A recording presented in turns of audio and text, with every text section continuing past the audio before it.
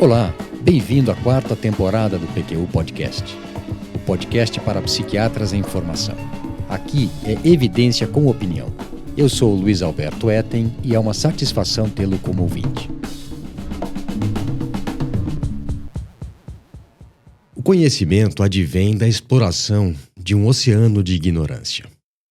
Existem as coisas que sabemos e sabemos que sabemos, as ilhas que já foram exploradas e devidamente mapeadas, as coisas que não sabemos e sabemos que não sabemos, que são mares a serem explorados, e as mais traiçoeiras, as coisas que não sabemos e não estamos cientes de que não sabemos, ou pensamos que sabemos.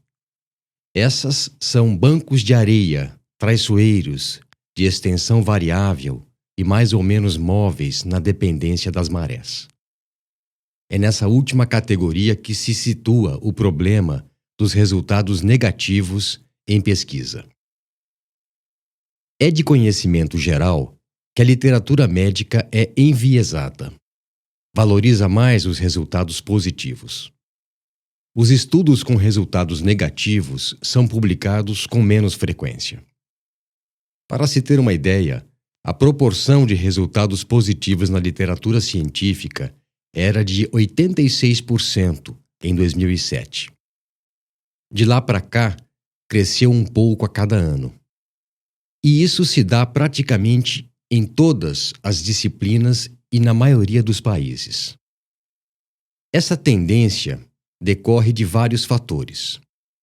Um deles é a política editorial de revistas que não aceitam resultados negativos, porque eles são menos lidos, têm menos citações e, consequentemente, diminuem o fator de impacto da revista. Outro é a frustração do pesquisador, que arquiva estudos que não deram o resultado esperado, desejado. E por último, mas não menos importante, nós temos que patrocinadores, especialmente a indústria farmacêutica, suprimem dados negativos que prejudicariam as vendas de seus produtos. É bom que se diga, no entanto, que os resultados negativos, não só na pesquisa como também na prática clínica, dependendo da qualidade do ensaio clínico que os produziu, são tão importantes quanto os seus primos ricos. Antes de continuar, permita-me lembrá-lo que o PQU Podcast é uma iniciativa independente, do Vinícius e minha, produzido com recursos próprios e sem outro objetivo que o de divulgar informações que julgamos de interesse para o psiquiatra em formação. Se gosta dele, divulgue-o entre seus amigos e colegas. Retomando, resultados negativos não são necessariamente pouco interessantes. A informação de que algo é ineficaz é tão importante, às vezes até mais do que a prova de eficácia. Medicamentos, como apresentado no episódio 83 do PQU Podcast, inevitavelmente possuem efeitos adversos ou colaterais. Se alguns deles não são eficazes como pensamos, seu risco-benefício torna-se negativo. Aliás, por mais que um medicamento seja bem tolerado, o seu risco-benefício não será compensador se ele não for eficaz.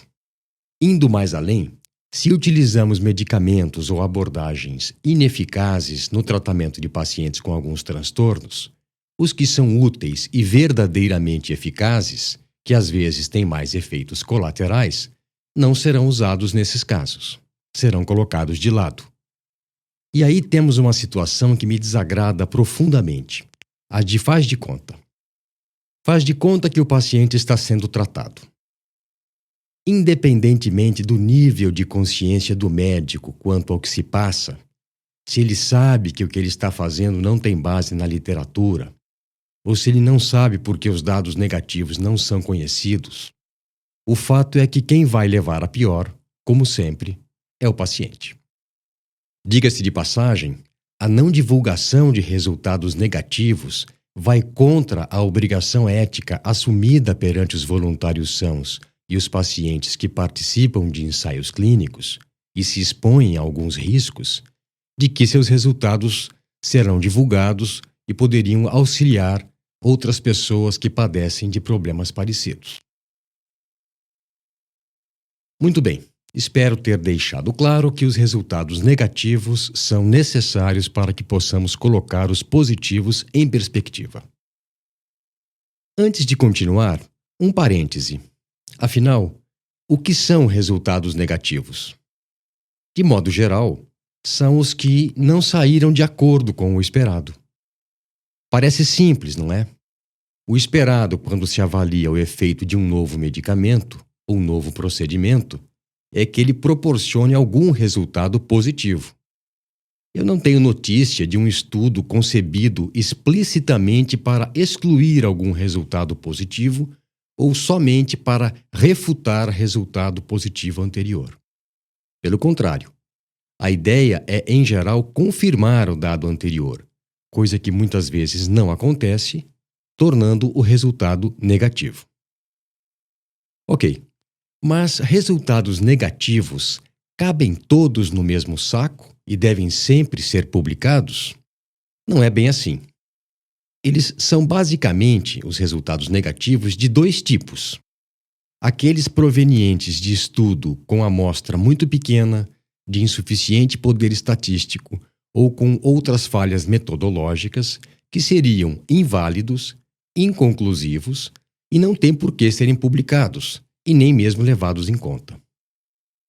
E nós temos os resultados negativos decorrentes de estudos bem planejados, bem realizados, que sugerem claramente ausência de efeito ou efeito oposto ao que se imaginava.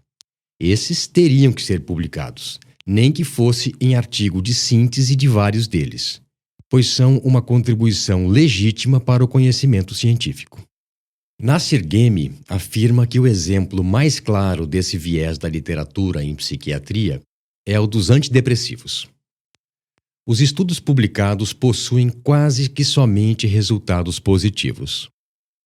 Quando os resultados negativos de estudos não publicados submetidos ao FDA são acrescentados ao banco de dados para análise, temos que 51% são positivos e 49% deles são negativos.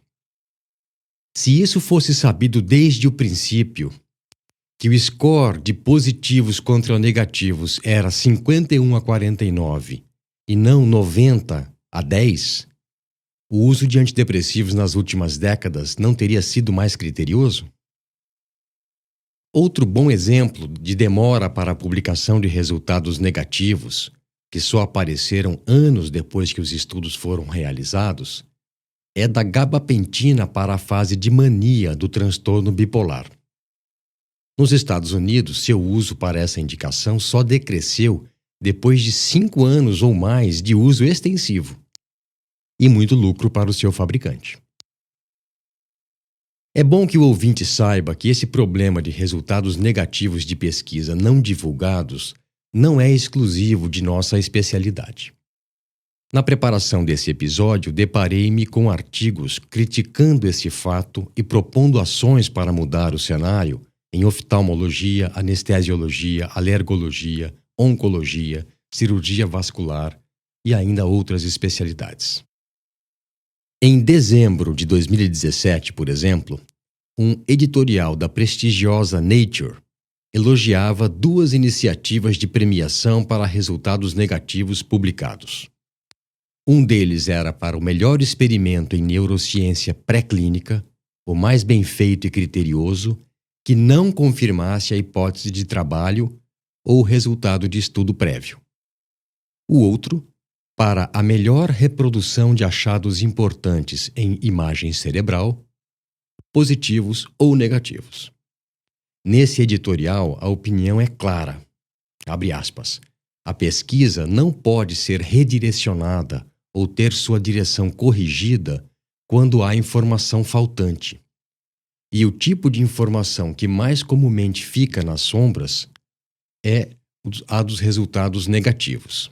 Fecha aspas. Tanto de pesquisas originais quanto de estudos de reprodução de dados. Pois bem, de volta à psiquiatria.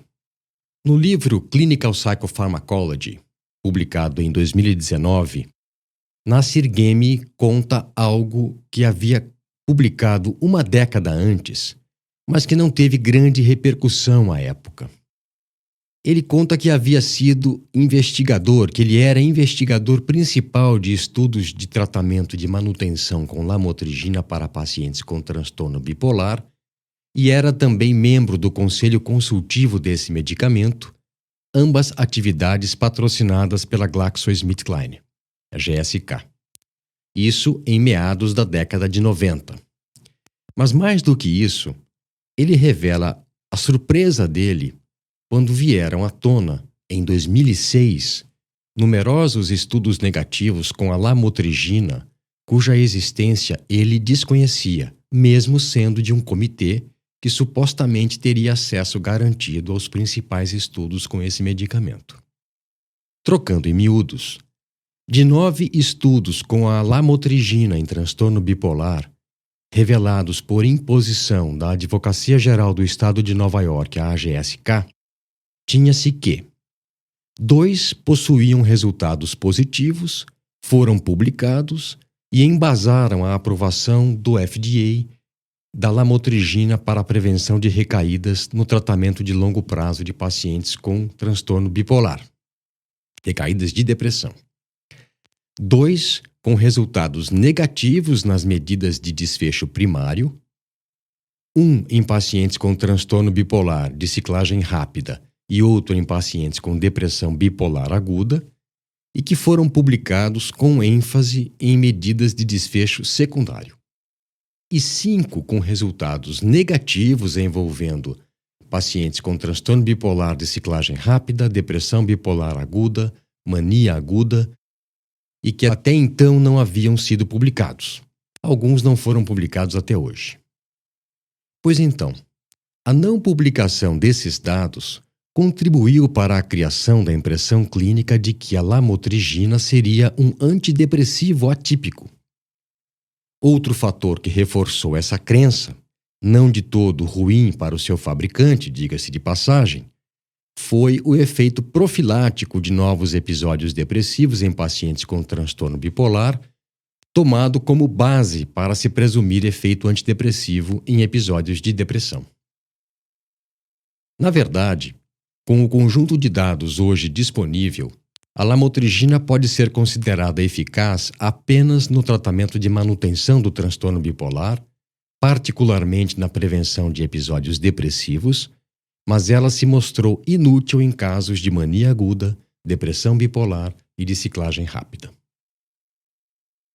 Gemi afirma que o FDA, de uma certa maneira, encorajava esse estado de coisas ao não considerar que os ensaios com resultados negativos pudessem fornecer alguma informação. Eles pensavam que eles eram simplesmente estudos falhos, dose muito baixa, problemas de amostragem, e que fizeram com que a taxa de resposta fosse nula, e não verdadeiramente resultados negativos. A verdade é que, até há bem pouco tempo, 2 estudos com resultados positivos com um medicamento.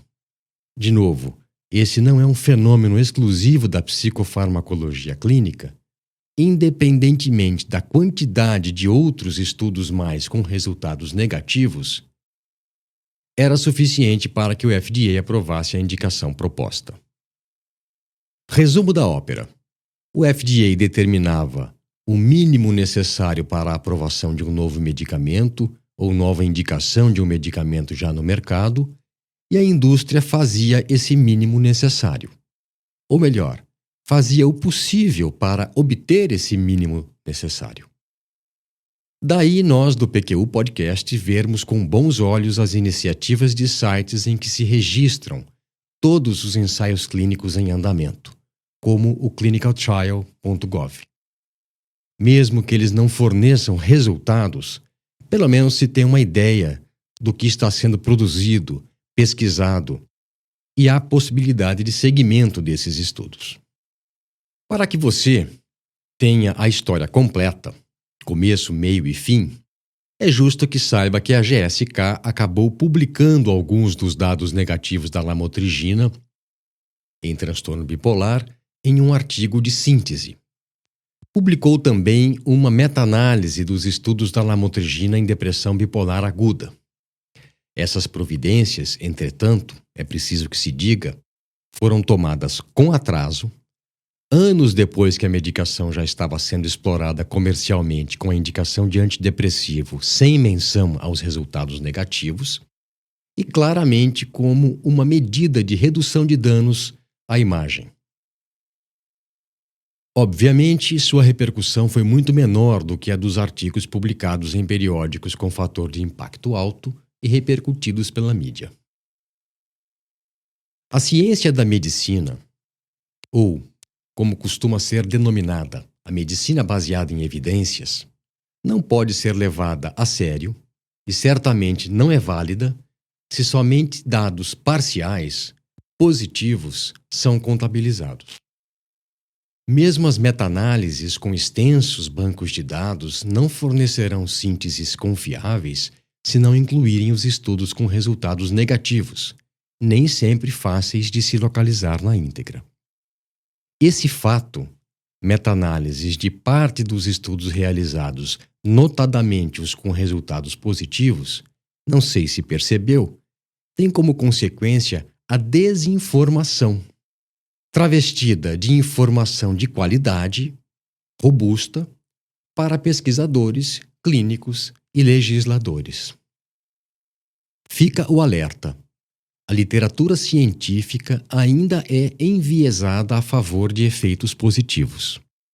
Em outras palavras, o que parece bom, um medicamento bom para determinado problema, pode não ser tão bom quanto parece, possuir eficácia menor na prática clínica do que a mostrada em compilação de ensaios clínicos, exatamente pela falta da consideração de estudos com resultados negativos. Evidentemente que de 2004, com o escândalo da GSK e outros do mesmo gênero, para cá, a situação melhorou. Mas não seja ingênuo. O lucro a todo custo ainda é a grande meta para muitos à nossa volta. Como contribuir para mudar esse cenário e torná-lo melhor? Basicamente com 3 atitudes. Não presumir que o banco de dados disponível é completo e totalmente confiável. Ler criticamente os artigos originais descrevendo ensaios clínicos. E valorizar, mesmo buscar ativamente artigos com resultados negativos ou revisões críticas de estudos com resultados negativos. Na prática clínica, também os resultados negativos têm muito valor, pois auxiliam na correção de rumos tanto de diagnóstico quanto de abordagem terapêutica. Todo tratamento medicamentoso é um microensaio clínico. E partindo-se dessa premissa, se for baseado em diagnóstico bem formulado e bem feito, em termos de dose, duração e boa tolerabilidade, seus resultados, mesmo que negativos, serão válidos e informativos. Aqui, um lembrete. De nada adianta esse microensaio clínico ter sido bem feito se não foi devidamente anotado no prontuário do paciente. Caso isso não ocorra, a informação se perderá ou será recuperada parcialmente, na melhor das hipóteses, na dependência da memória ou de dados esparsos fornecidos pelo paciente e seus familiares. Muito bem. E é com essa consideração que finalizo esse episódio em que expus a importância da divulgação de resultados negativos provenientes de ensaios clínicos de qualidade, evidência tão válida na construção do conhecimento científico quanto os resultados positivos. Um abraço e até a próxima. Acesse nossa página no Facebook. Lá você vai ficar por dentro de tudo o que acontece no PQU Podcast. Visite nosso site www.pqpodcast.com.br. Nele estão disponíveis todos os episódios já publicados, com as respectivas referências, organizados por data, autor e sessão. O PQU Podcast agradece sua atenção.